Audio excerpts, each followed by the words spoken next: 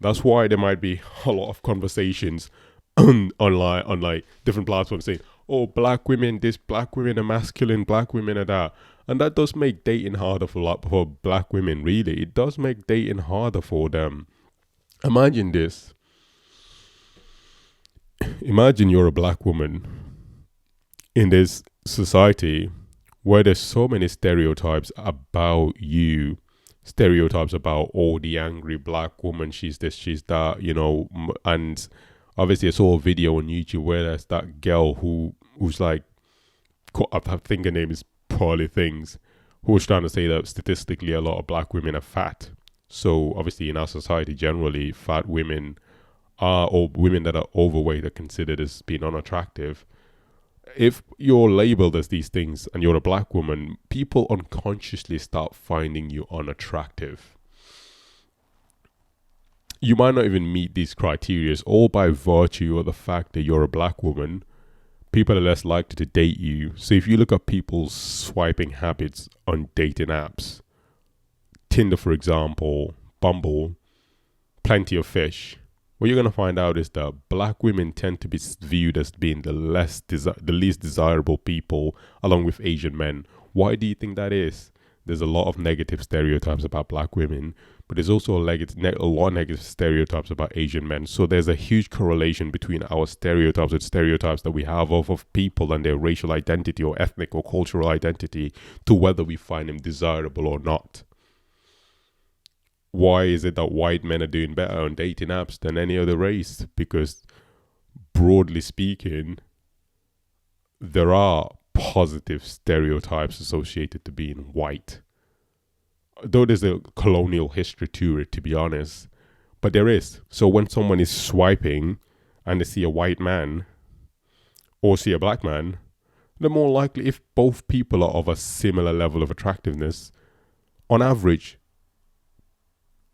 on a global scale, people are more likely to swipe right for a white man and left for a black man, if that makes sense, on a dating app. But equally, the same thing with a black woman. On a global scale, people are always going to go for a white woman than a black woman. Even though white people don't make up the majority in this world. In fact, white people are a minority in comparison to black people. But because of a colonial history, people still perceive whiteness as being more attractive and as being important, as being educated, as being rational, intelligent over black people or blackness. So that racial bias kicks in when making quick decisions like swiping on a dating app. So this is why black men, women are struggling on dating apps. It's largely because of racial bias. A lot of black women are really attractive and beautiful. I've seen pang black women in the gym.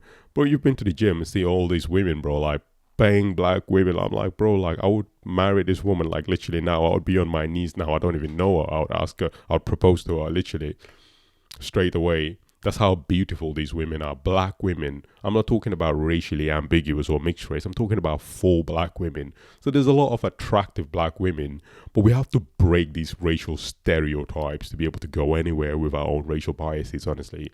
Or else it ain't gonna work. It ain't gonna work. Honestly, like literally it's crazy. It's mad crazy though, bruv. It really is. To be honest, how our society has created systems, ideas, concepts, and even stereotypes that is by design, consciously or unconsciously meant to impact a particular group of people negatively. And the historical consequences or the historical legacies of these stereotypes are still felt today. If a black person or a person of color applies for a job, listen, there's ample evidence that there is racial discrimination within the work field. There is.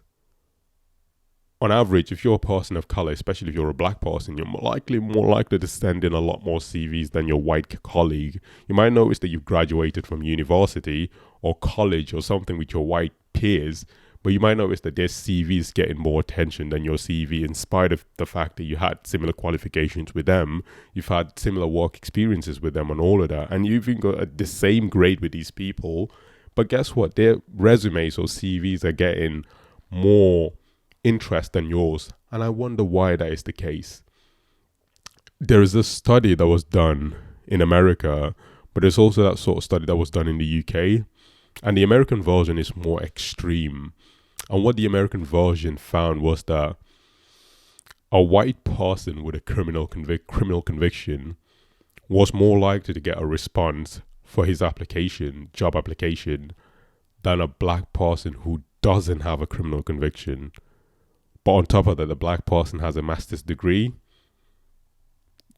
A white person with a criminal conviction, with little to no education, with little to no work history, is still more likely to get a positive response than a black person who's got work history, experience, and a master's degree.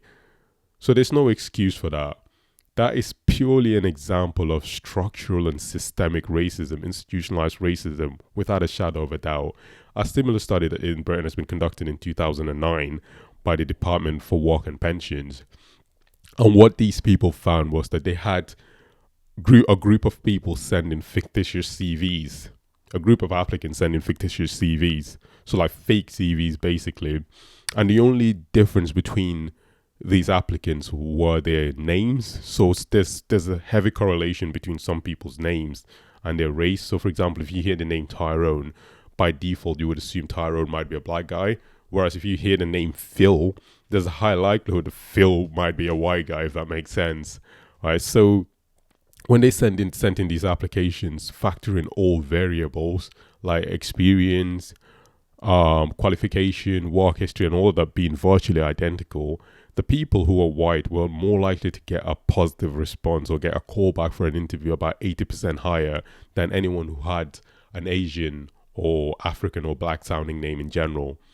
So there's ample evidence of racial discrimination, and these levels of discrimination aren't just in the workplace. It transcends to our daily lives, our daily habits like dating and stuff. So black women being viewed as being the least attractive, there's a long history to that. I don't even want to go some long historical journey, but if you want to do it, I'll go with it. Let's do it. Historically, black women were paraded. Their bodies were used for experiment. And at some point, there was a lot of desirability at the time, but at some point they had to create a lack of desirability. So they had to laugh at black women's features like the lips, having a big bum. But today, we all know most men prefer a woman with a fuller lip and a bigger bum. So what are the white women doing? When I was growing up, most of the white women literally had no lips. They had no bum. But today, they're injecting their lips and injecting fat into their buttocks just to make it look bigger. Black women have that naturally. Bro, there's abundance of black women that you could go for, my nigga. Why are you trying to get these white women, bro? No disrespect, bro. Like, come on, think about this, bro. All these beautiful black chicks that I'm seeing everywhere. Like, bro, come on. Oh, my days. All these black women. There's an abundance of these women.